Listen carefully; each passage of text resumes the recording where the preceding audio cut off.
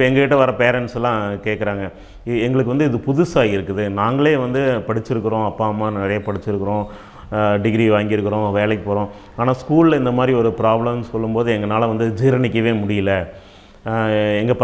எங்கள் பையனுக்கு இந்த மாதிரி ஒரு ப்ராப்ளம் இருக்குமான்னு பார்க்கும்போது இது வந்து பார்த்திங்கன்னா இப்போ சமீபத்தில் வந்து கோவிட்க்கு அப்புறம் இது ரொம்பவுமே அதிகமாக இருக்குது. ஆனால் அது முதல்லேருந்தே இருக்குது. இப்போ நாங்கள் இந்த துறையில் ஒரு 28 வருஷமாக இருக்கிறேன். முதல்ல இருந்ததுக்கு இப்போ நாங்கள் அதிகமாகவே அதை பார்க்குறோம். இப்போ பார்த்திங்கன்னா ஒரு 100 குழந்தைகளை நாங்கள் வந்து ரேண்டமாக டெஸ்ட் பண்ணிங்கன்னா ஒரு 10 பேர்த்துக்கு இந்த ப்ராப்ளம் இருக்குது. ஓகேங்களா? ஸோ ஒரு 10% வந்து இது வந்து ரீடிங்கில் இருக்கலாம், ரைட்டிங்கில் இருக்கலாம், அவங்களுடைய கான்சன்ட்ரேஷன் ப்ராப்ளமாக இருக்கலாம், ஓகேங்களா, கணக்கு பிரச்சனைகளாக இருக்கலாம். ஸோ இதில் எல்லாமே கலந்து ஒரு 10 பேருக்கு இந்த மாதிரி ப்ராப்ளம் இருக்குது. 100க்கு 10 பேர். அப்போ பார்த்துக்குங்க, ஒரு 1000 பேர் படிக்கிற ஸ்கூலில் வந்து 100 பேர்த்துக்கு இந்த பிரச்சனை இருக்குது. இந்த ரேஷியோ பார்த்திங்கன்னா, அதாவது இது எத்தனை விகிதம் இருக்குதுன்னு பார்த்திங்கன்னா, பசங்களுக்கும் பெண்களுக்கும், பெண் குழந்தைகளுக்கு வந்து இது கம்மியாக இருக்குது, ஆண் குழந்தைகளுக்கு அதிகமாக இருக்குது. எத்தனைன்னு பார்த்தீங்கன்னா 2:1, 2 பசங்க இருந்தாங்கன்னா ஒரு பெண் குழந்தைக்கு இருக்குது அப்படிங்கிறதான் இப்போது சமீபத்தில் ஆராய்ச்சியில் சொல்லியிருக்கிறாங்க. ஓகேங்களா? ஓகே.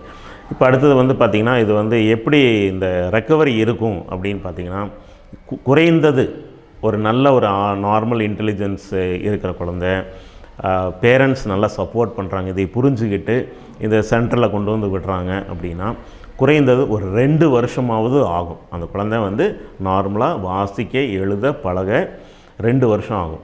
ஸோ எங்களுடைய நோக்கம் வந்து இவனை வந்து 100க்கு 80 மார்க் 90 மார்க் எடுக்கிறதெல்லாம் எங்களுடைய நோக்கம். அவங்கள வந்து பாஸ் பண்ண வைக்கிறதே இது வந்து ஒரு பெரிய ஒரு சவாலான விஷயமாக இருக்குது.